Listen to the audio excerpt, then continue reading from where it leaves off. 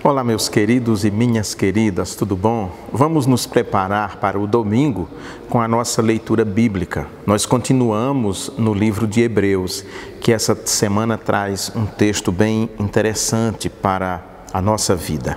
Diz assim: pela fé, Abel ofereceu a Deus sacrifício superior ao de Caim, por meio do qual foi aprovado como justo, dando Deus testemunho das suas ofertas. E mesmo depois de morto, ele ainda fala por meio dela.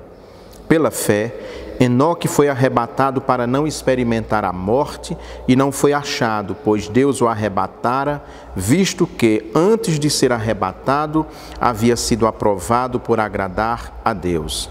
Sem fé é impossível agradar a Deus, pois é necessário que quem se aproxima de Deus creia que Ele existe e recompensa os que o buscam.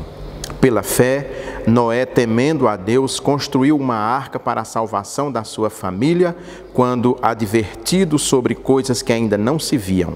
Por meio da fé, condenou o mundo e tornou-se herdeiro da justiça segundo a fé.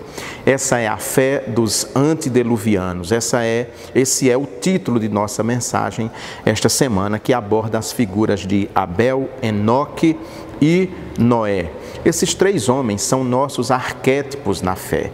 O texto nos mostra claramente que eles creram em Deus, eles viram a glória de Deus, eles acreditaram e tiveram então, por causa disso, uma vida de retidão e de esperança. O primeiro que ele coloca é justamente Abel, que foi morto pelo seu irmão Caim. Abel ofereceu um sacrifício agradável a Deus porque o seu sacrifício foi movido por fé. É interessante que mais à frente, Hebreus vai dizer que sem fé é impossível agradar a Deus.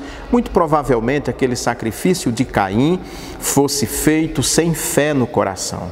Isso significa, meus queridos, que todos os nossos atos, que toda a nossa vida, se não for movida pela fé, nada do que nós fizermos agrada a Deus em última análise.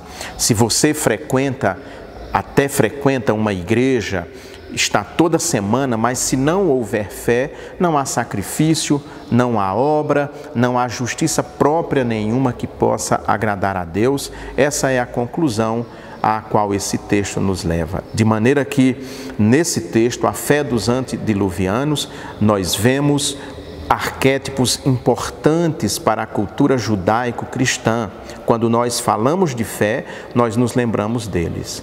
E o autor do livro de Hebreus, faz então uma conexão entre esses homens e mulheres que viveram no passado e nós que vivemos hoje sob a luz e a graça de Cristo. Que o Senhor Jesus o abençoe nestes dias difíceis e que a sua graça se estenda sobre todos nós. Amém.